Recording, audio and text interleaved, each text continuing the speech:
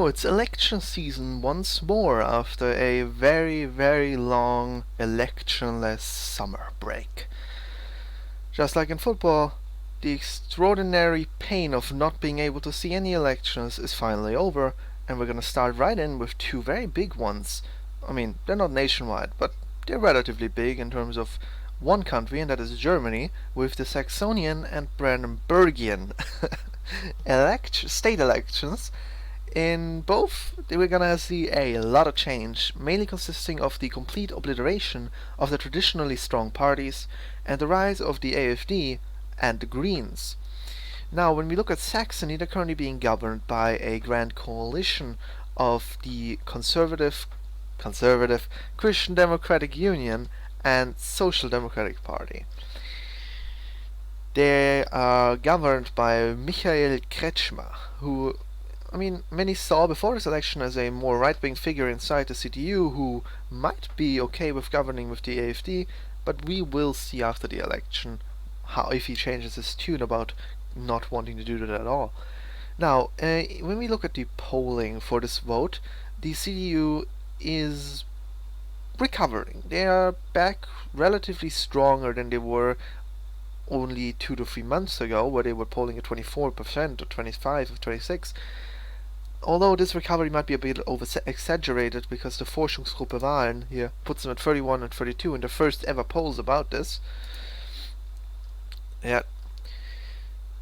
How realistic this can be, we won't forget that last year they still polled at 41%, so where all those voters went to is very interesting. INSA has improving slightly, 4% here and then 1% here to 29. Infotest deep map at 30%, so the CDU is recovering, going back up and ahead of the AfD. And this trend is coming too close to the election that big things can change anymore, so I think the AfD will remain in second place, but they should be happy about that. It is going to be a strong, solid plus here. 15% if they get 24.5 in the recent poll. They were polling ahead or equal with the CDU not too long ago, but you can't have everything. The AfD here is led by Jörg Urban, who is a former leader of a Green organization, funnily enough, and a former party member of the Pirate Party, which makes it funny when people accuse him of being a far-right radical extremist, which he isn't. You can very easily debunk that by just showing his two affiliations there. The Left Party apparently is the big other party that is focused on here. Their leader Rico Gebhardt. Maybe the CDU will cooperate with the Left Party. It wouldn't be great for them, but maybe he will be coming into the next cabinet here. One interesting thing here in the potential analysis, the potential of the parties, the AfD does very well, having 45% of the Saxonian population saying that they wouldn't be opposed to voting for them, which is extraordinarily good when you compare that to other regions. The AfD bashing is so strong that this result is really, really good for the party. Direct mandates are looking good for the AfD as well. These are you can disregard those because why would they only get 5 or 2? They're way too strong for that. The swings here would make that impossible for them only to get that little. Coalitions, that is just the most blatant anti-democratic, anti-AfD exclusionary coalition I've ever seen here, but we might see something like this happening if the majority is there for CDU, Greens, SPD and FDP, or just CDU, Greens and FDP. The FDP is polling around 5 to 6%, so they will probably get into the parliament again after getting thrown out of it last time around. The Free Voters here, Freie Wähler, which are a party also on the right, the main competition, some say, for the AfD on the right. They aren't that right-wing, they're more as center-right to right-wing kind of conservative Christian values party, which is okay, I guess, but they can't hold a candle to the AfD. They're 20 points behind, so there's not as much competition here between the two as in, for example, Bavaria. But the election result in Bavaria definitely has made the Free Voters become strong in literally every state all of a sudden. In all the polls, they are becoming really, really strong, especially here in the east.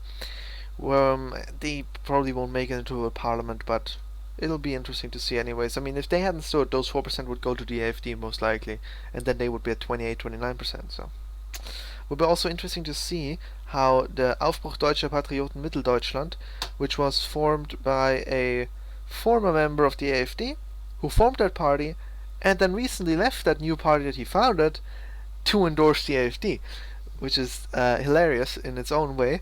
How they will perform will be interesting. The Blue Party with the ex-leader of the AfD, Frauke Petri, how they will perform will also be very interesting. Back when the AfD was disallowed all their candidates in Saxony, I thought that there would probably be a big action of AfD voters that go to the Blue Party, just so that they can get more seats that way. Although now the AfD has been given enough direct candidates and list candidates that they will most likely be able to fill the mandates they will get with 24.5%. Although they might get more or less. Well, generally, with how these trends work, they suddenly get a little bit less than in the polls. No election meddling here at all. I'm not saying anything. It would be interesting to see how the National Democrats also do. They were relatively strong last time at 4.9%.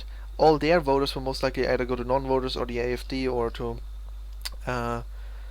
maybe the Blues. The Blues generally try to make themselves less right-wing than the AfD, so that's where they will probably mostly migrate to. The MPD will most likely be completely destroyed in their heartland. Here, this is where I think they were in the Landtag in Saxony for 3 legislative periods in a row, so it will be interesting to see how they will do. The Greens, of course, also on a big up here. Generally, the Green hype in the cities, especially Chemnitz, Leipzig, Dresden, where they are, of course, becoming a big power now in the east as well, thanks to the cities being completely brainwashed, apparently. They never used to be, but at least it leads to the left and the SPD losing, so I am not opposed to it. Now let's look at Brandenburg. Brandenburg is currently being governed by a far-left government of Red-Red coalition, the Social Democrats and the Left Party, who are getting obliterated at the polls. When you look at both their totals here, predicted to go down by 15% on average. They won't be governing anytime soon, but they might get the Greens in the boat if the majority is there. And the majority might not be there because the BVB Freie Wähler, which isn't Borussia Dortmund standing as a political party, I mean, if they did, they would most likely get the absolute majority. No, they're just another association of the free voters, because they work like that for a reason. But they are also doing well in the polls. This is what I'm talking about when I said Bavaria. After Bavaria, they got strong everywhere.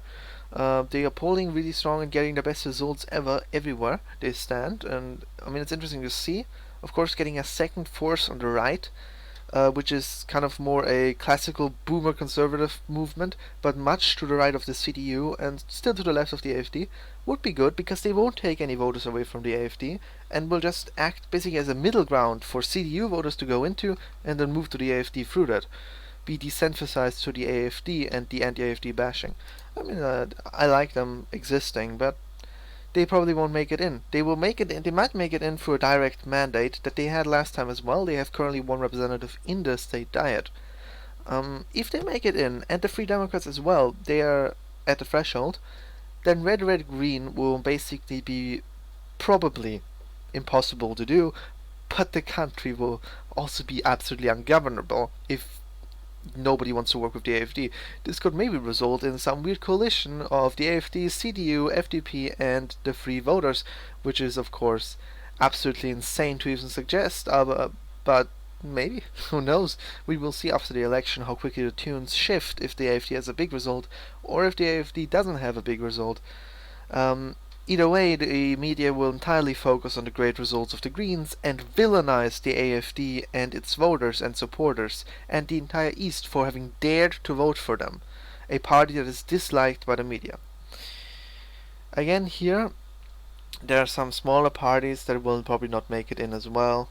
There is the Partei, which wanted to get in but didn't get the required supporting Unterstützungsunterschriften. Not sure how to say that in English. The signed papers to let them run, basically. which is sad because you always love to see them running. They always bring fun to the party. Andreas Kalbitz here for the AfD, again not doing well in these direct minister presidential elections, because every personality of the AfD is constantly and forever villainized in every way possible and slandered as a Nazi just because the media dislikes them. And why does the media dislike them? Because they dislike the media. It's a continuous downward spiral. Anyways, the AfD here in the East especially is also putting themselves more on a socially left-wing position, economically and socially left-wing position. That is very, very reminiscent of the Freedom Party here in Austria, which works very well with the Eastern voter. They can't really be standard as far right, to be honest. And here we can also see in the potential analysis that the people who say that they're gonna for sure vote for this party are mostly by the AfD. The AfD has a lot of people who are already very sure of voting for them, and also good potential of 41% of people who do not say that they will never vote for them, which is good. The direct mandates are looking good for them. The free voters here also have a great potential, but that might just be because nobody knows stuff about them. Yeah, it's incredible the amount of change that we might get or might not get. I mean, these polls aren't always the most reliable, of course. But I made a general prediction here. But before that, I'm gonna also mention the Third Way, which is a genuine neo-Nazi party which wanted to stand but couldn't. They would have been very interesting, because I think they could have probably even finished with 2 or 3% of the vote, because there is quite a strong base for them in some of the regions where they have stood up until now, where they got some mandates in I think a Gemeinderat. And I have of course also made a prediction, because I always do, where I see both in Saxony and Brandenburg the AfD finishing second. In Brandenburg it's going to be close to the wire until the last second. We won't really know who will be first place. It will be between the Social Democrats and the AfD, but the Social Democrats will most likely inch out the AfD as the strongest power. The CDU, I don't think will have that big of a recovery. The Free Democrats will get in Saxony, but neither them or the Free Voters will get in Brandenburg. Also the Free Voters will most likely get that direct mandate here. The Greens will perform relatively well and be the main media focus, and the AfD will be disregarded and villainized again, as we have come to expect. And it will be a very successful, for some maybe sad afternoon, but the AfD can be very happy with those kinds of numbers here, anywhere really. That is extremely strong and will give them many people in those Landtags, and will give them the ability to massively influence national politics further, and get also a lot of additional party funding as well. Anyways, I hope you got informed for this video a bit, and my infinite rambling didn't just piss you off, and you're not gonna dislike this video. Leave a like, subscribe, comment something more rational than calling me fat, like some person did on the last video, who I think that was very fat-phobic, yeah, and body shaming and really horrible. And I think that person, if they're watching now, should definitely write me a 200-word apology letter and make a 50-minute apology video, because I am very offended. Also, please share the video or whatever, do with it what you please. And I'll see you next time. Goodbye.